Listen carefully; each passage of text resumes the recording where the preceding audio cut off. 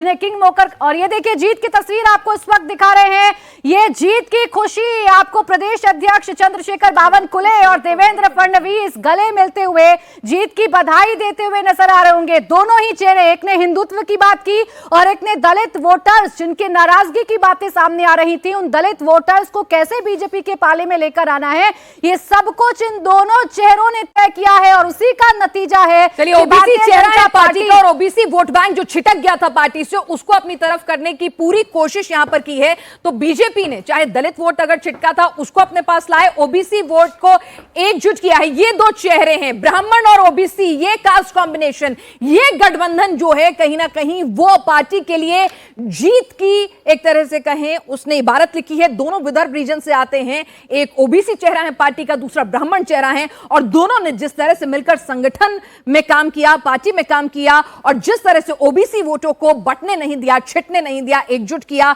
और Hindu vote bank को भी कंसोलिडेट किया। यहां पर ब्राह्मण चेहरा पार्टी का देवेंद्र फडणवीस लगातार हिंदुत्व का अलख जगा रहे थे। उनकी जो तमाम उनके भाषण हुआ करते थे उसमें वो धर्म युद्ध का आह्वान करते थे, वोट जिहाद की बात और बिना जब हम कोर्स करेक्शन की बात करते हैं कि लोकसभा चुनाव के बाद बीजेपी ने क्या कोर्स करेक्शन किया, तो कोर्स करेक्शन यही तस्वीर है सचिन जो हम देख रहे हैं, यही एक परफेक्ट कॉम्बिनेशन या फॉर्मूला। बिल्कुल, हर बात हर मुद्दे को जो है बीजेपी ने बहुत ही मतलब कि महायुति ने बहुत ही बखूबी से प्लानिंग के साथ जो है वो उसकी तोड़ निकाली और उसको एग्जीक्यूट किया। और उसमें आरएसएस संगठन का काफ़ी बहुत बड़ा हाथ था।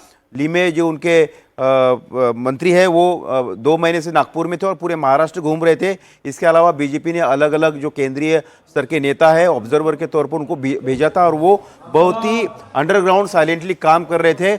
इसके अलावा उन्होंने जो अब ये दो तस्वीरें एक बार सचिन दिखा देते हैं, उसके बाद महाराष्ट्र की सियासत पर चर्चा करेंगे। आप देखिए, एक तरफ देवेंद्र फडणवीस हैं, देवेंद्र फडणवीस जिनके सर पर जीत का सेहरा बांधा जा रहा है। सबसे पहले मां का आशीर्वाद लिया, मां ने आशीर्वाद दिया देवेंद्र फडणवीस की इस बड़ी जीत पर। तो वहीं जो प्रदेश के अध्यक्ष हैं जिनके ऊपर संगठन की जिम्मेदारी है, जो खुद विदर्भ के कामठी से चुनाव लड़ रहे हैं, वो चंद्रशेखर बावनकुले देवेंद्र फडणवीस से मुलाकात करने के लिए पहुंचे और दोनों जो हैं एक दूसरे से गले मिलते हुए नजर आए। और ये कॉम्बिनेशन और ब्राह्मण का कॉम्बिनेशन जो है प्राची, वो यहां पर पार्टी के लिए सबसे ज्यादा मुफीद रहा है। सबसे ज्यादा काम जो है वो उसी ने किया है।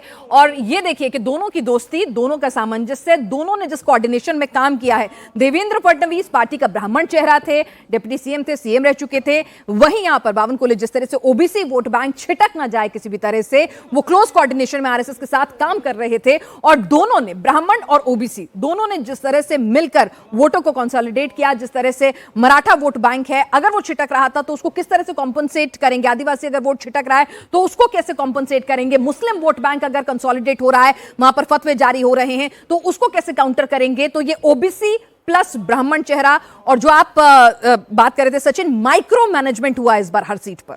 जी बिल्कुल, माइक्रो मैनेजमेंट हुआ। जैसे कि उनको अंदाजा था कि मराठवाड़ा में इस बार जो है उनको झटका लग सकता है, तो वहाँ पर उन्होंने एकनाथ शिंदे को आगे किया था। उनको